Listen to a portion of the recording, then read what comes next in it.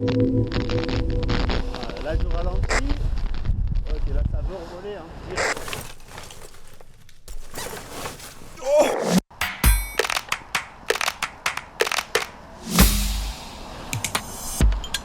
Ouais, donc là, voilà, quand on voit au niveau du démêlage, le fait qu'il y ait du dynéma gainé en bas et de l'aramide dégainé en haut, parfois voilà, ça crée des petites clés, il faut accepter de prendre un peu de temps pour que ce soit nickel. Du coup là on a des conditions qui sont un petit peu hasardeuses, c'est un coup oui, un coup non, au maximum on a 10 km/h mais le vent tourne.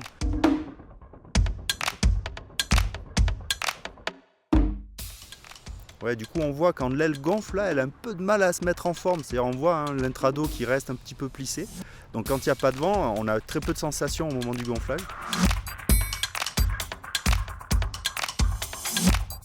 Ce petit point faible là qui fait que l'aile a du mal à se remplir dû à la petitesse du bord d'attaque.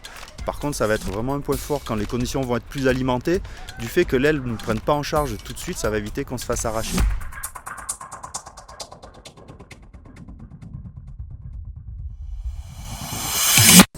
Au niveau des performances de la voile, donc au niveau des mesures effectuées, on a une vitesse max Brao, ça oscille entre 38 et 39 km/h pour une vitesse mini à 24 km/h et une vitesse accélérée à fond, poulie qui se chevauche, on est à 50 km/h.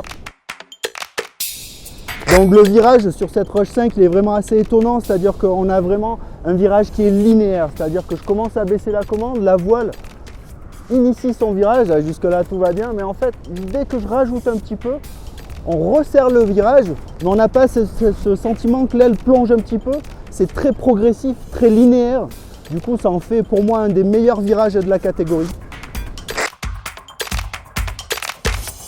En termes de rendement en thermique, hein, voilà, là on vient d'entrer dedans, donc là c'est très doux, les réactions de l'aile sont super douces, comme on disait le virage est linéaire.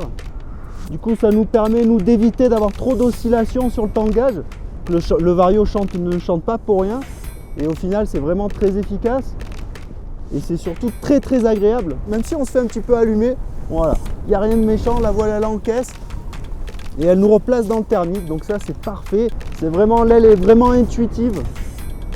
On a vraiment tendance à l'oublier, hein, surtout quand on est dans une masse d'air un petit peu comme en ce moment, qui est relativement turbulente. Là, on arrive tellement à la placer correctement, à tourner, on a l'impression de tourner à plat, même si c'est jamais vraiment le cas. Mais du coup, là, c'est vraiment très très efficace.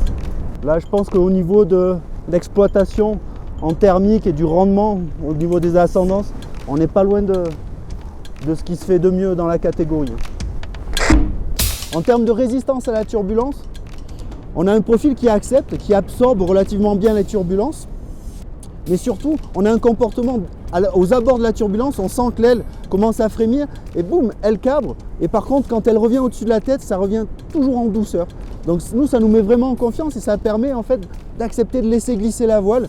Voilà, ça va bouger un petit peu, mais il n'y aura rien de méchant parce qu'on sait que derrière, elle ne va pas mordre très rapidement. C'est très doux, très soft et des réactions très lentes. Donc pareil, là, on retrouve vraiment de la confiance et de la sérénité en vol.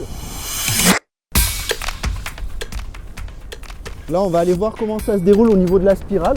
Donc on rentre progressivement, voilà, là je suis à 25% de débattement. La voile initie son virage en douceur et je vais chercher voilà, 50%.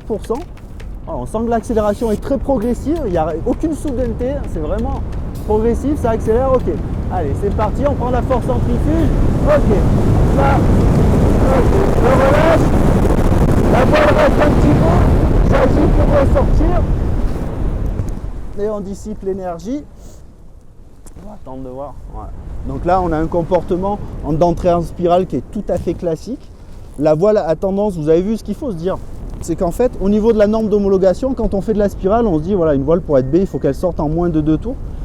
Mais à condition que le pilote accepte de se laisser déporter à l'extérieur de la rotation. Là, sur la spirale que je viens d'effectuer, je suis resté à l'intérieur de la rotation. Et dans ce cas, même en relevant les mains, la voile reste en configuration de spirale. Donc il faut agir, contrer pour sortir et accompagner la ressource d'énergie, la restitution de l'énergie. Donc, comme sur toutes les parapentes, il faut partir du principe quand on fait de la spirale qu'il va falloir agir pour sortir. Les basses vitesses, donc ce qu'on va effectuer, c'est la manœuvre qu'on utilise à l'homologation, qui a la tendance à la vrille à basse vitesse. Donc là, je vais me positionner 50% de débattement et je vais aller chercher. Voilà, 75%. Voilà, là, on sait que la voile, elle accepte. On est dans une masse d'air turbulente, mais on sent que le profil, il résiste. ça résiste, même si je vais chercher encore plus profond. Voilà, là, on sent que la voile elle veut se vider mais elle résiste. Donc là c'est parfait, hein. C'est-à-dire que là en termes de gestion des basses vitesses, on est vraiment sur une aile où une fois de plus il n'y a pas de flou. C'est-à-dire c'est net, c'est précis et elle ne glisse pas d'un coup. Quand elle va partir, là si je ralentis vraiment et que je vais chercher ma parachutale, voilà, le profil se déforme, ok, j'insiste lourdement, ok là, et elle veut revoler. Hein. Voilà, c'est-à-dire que aucune raison de se faire surprendre au niveau des basses vitesses parce que la voile veut qu'une chose, c'est nous relever les mains et que ça revole. La marge de surpilotage, du coup, on va effectuer une vrille développée, voilà, dans une masse d'air un petit peu active. On va faire une vrille et on va la surpiloter. Voilà, là je la ralentis, je relève les mains doucement, vite.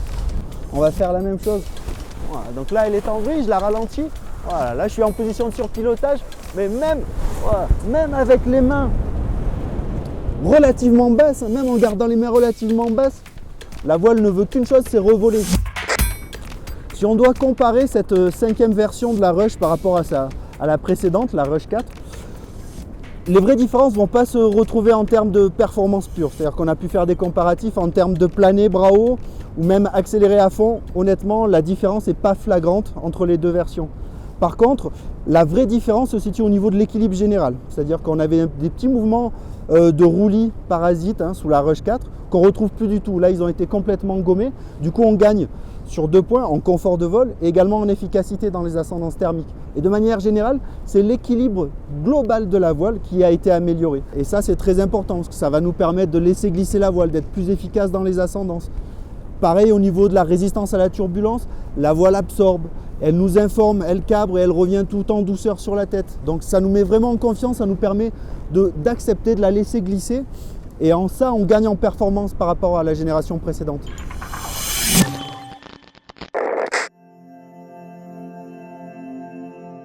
Du coup, sur cette Rush 5, on retrouve des élévateurs traditionnels chez Ozone. C'est toujours les mêmes, toujours la même pression, toujours pas d'émerillon ici, mais c'est pas très grave. On retrouve un code couleur identique sur tous les modèles de la marque qui permettent d'aider à démêler plus facilement. En termes de choix de matériaux, là le Dyneema ici, là c'est du Lyros, ça c'est increvable, il faut juste éviter de le frotter, donc en cas de twist faire attention.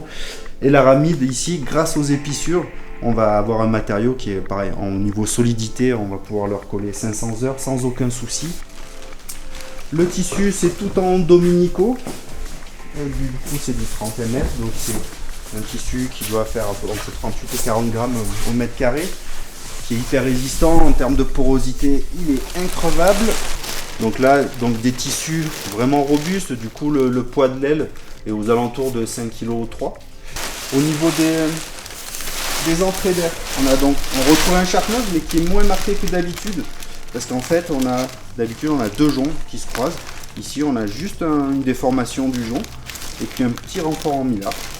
Mais du coup ça a l'air quand même assez efficace, on retrouve les mêmes caractéristiques que le Sharknose. Et ici enfin on a une petite bandelette blanche là pour éviter, j'imagine entre autres en tout cas, que le bord d'attaque flappe quand on est en position accélérée à fond. Après au niveau de la qualité d'assemblage, ben voilà, là ça c'est un bord d'attaque où il n'y a quasiment aucun pli. C'est un travail assez exceptionnel, ça il faut quand même le noter.